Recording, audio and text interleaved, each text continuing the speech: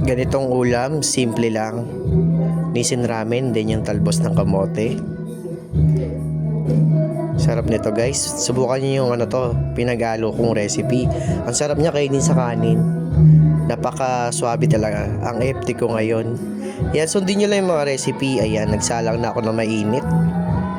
Papakuluan natin yung tubig. Ayan, pakulo na.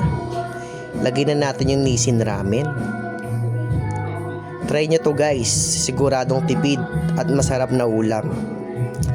Ayan, kumulo na. Lalagay natin seasoning. Spicy yan para may sipa yung angang pag kumain tayo.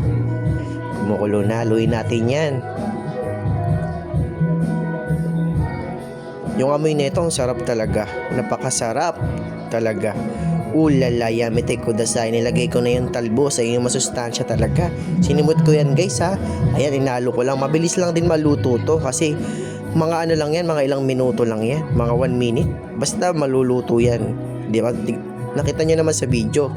Nabubulol pa nga ako eh. So ayan, luto na. Hanggang dito lang aking video. Bye bye. Yamete kudasai.